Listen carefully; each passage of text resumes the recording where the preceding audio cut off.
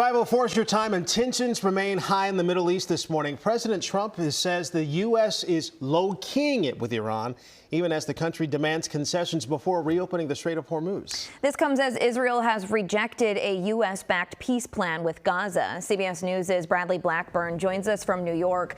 Bradley, how are lawmakers responding to another rejected deal? Well, Barrett, AJ, lawmakers are considering this. The White House, too. They haven't publicly yet responded to this setback for President Trump's plan. Israeli forces now control about half of Gaza, and Israel says that it's still talking with Washington about what happens next. While across the Middle East, we are seeing more violence. The 15-point Israel-Gaza peace plan that President Trump hailed as historic, now rejected. Israeli Prime Minister Benjamin Netanyahu made the announcement Sunday at a cabinet meeting, saying his forces will not withdraw from Gaza until Hamas is truly disarmed.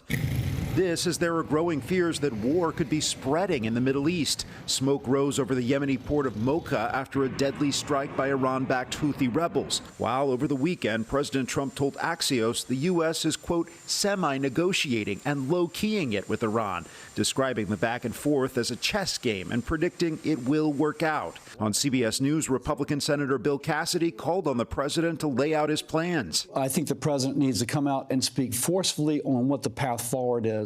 And at some point, it may be that path forward works or not.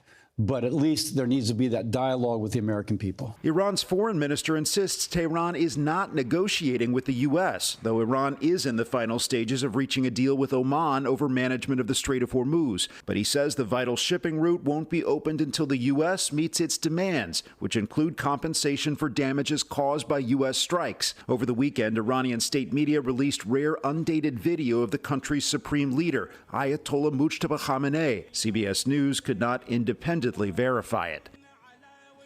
Negotiations between Iran and U.S. ally Oman continued over the weekend despite Iran's missile strike on a UAE tanker in the Strait of Hormuz Saturday. Oman condemned the attack, and UAE officials say that no one was killed. AJ, Barrett. Always changing. Bradley Blackburn with that update from New York. Bradley, thank you.